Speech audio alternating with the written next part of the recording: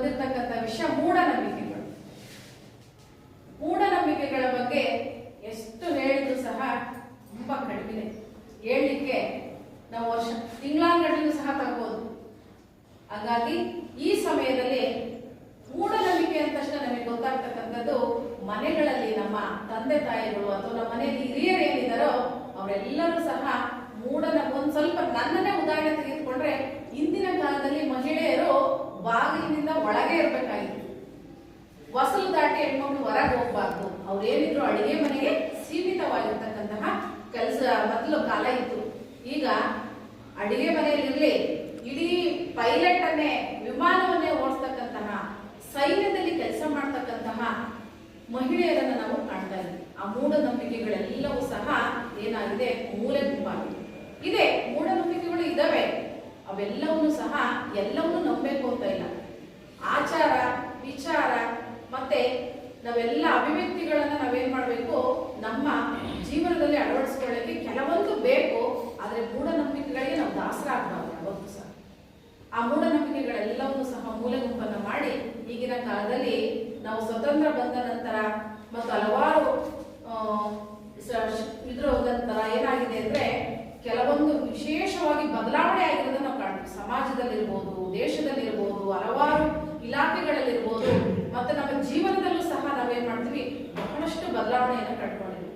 ಮೂಢನಂಬಿಕೆಗಳಿಗೆ ದಾಸರಾಗದೆ ಹಲವಾರು ಕಾರ್ಯಕ್ರಮಗಳಲ್ಲಿ ಅವುಗಳಲ್ಲಿ ನಾವು ಮೊದಲು ವಿಷಯಗಳನ್ನು ಕೊಟ್ಟಾಗ ಮೂಢನಂಬಿಕೆಗಳನ್ನೇ ಸಹ ದಾಸರಾಗಿ ಹಲವಾರು ನಾವು ಕೆಲವೊಂದು ಈಗಲೂ ಸಹ ದಾಸ್ಯ ಪದ್ಧತಿಯಿಂದ ಇದೆ. ಕೆಲವೊಂದು ಹಳ್ಳಿಗಳಲ್ಲಿ ದೇವರಿಗೆ ಒಂದು ಮಹಿಳೆಯರನ್ನ ಇದು ಮಾಡ್ತಕ್ಕಂಥದ್ದು ಇದೆ. ಈಗಲೂ ಸಹ ಕೆಲವೊಂದ್ ಕಡೆ ಇದೆ ಆ ಪದ್ಧತಿ.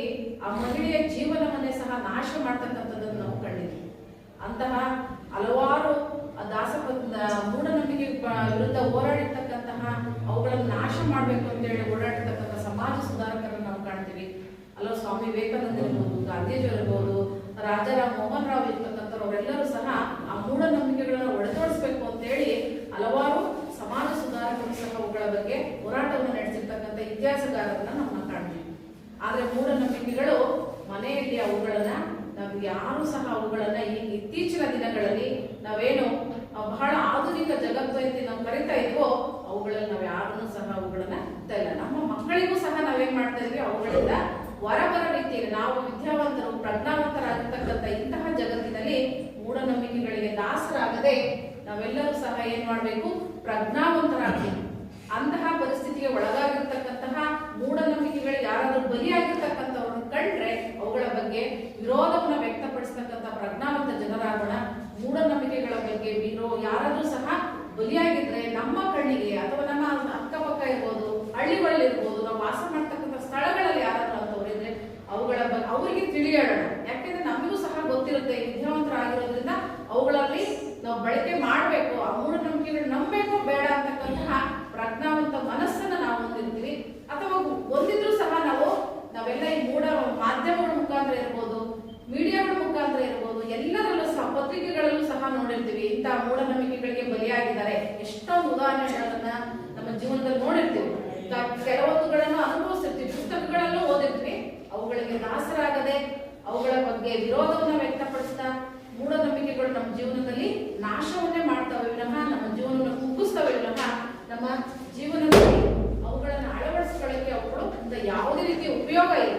ಆದ್ರಿಂದ ಮೂಢನಂಬಿಕೆಗಳ ವಿರುದ್ಧ ನಾವೆಲ್ಲರೂ ಸಹ ಹೋರಾಟ ಮಾಡೋಣ, ಪ್ರಜ್ಞಾವಂತ ಜನರಾಗೋಣ. ಎಲ್ಲರೂ ಸಹ ನಮ್ಮ ಅಕ್ಕಪಕ್ಕದ ಮನೆಗಳಲ್ಲಿರ್ಬೋದು ಅಥವಾ ಊರುಗಳಲ್ಲಿರ್ಬೋದು, ಹಳ್ಳಿಗಳಲ್ಲಿ, ಪರಿಸರದೆಲ್ಲಾದ್ರೂ ಕಂಡ್ರು ಸಹ ಅವರೆಲ್ಲ ಅದ್ರ ಬಗ್ಗೆ ಜಾಗೃತಿಯನ್ನ ಮೂಡಿಸಿ ನಾವೆಲ್ಲರೂ ಸಹ ಮೂಢನಂಬಿಕೆಗಳನ್ನು ಒಡೆದೋಡಿಸೋದ್ರ ಬಗ್ಗೆ ನಾವೆಲ್ಲರೂ ಜಾಗೃತಿಯನ್ನ ಬೆಳೆಸೋಣ ಅಂತ ಹೇಳ್ತಾ ನಿಮ್ಮೆಲ್ಲರಿಗೂ ಧನ್ಯವಾದಗಳು.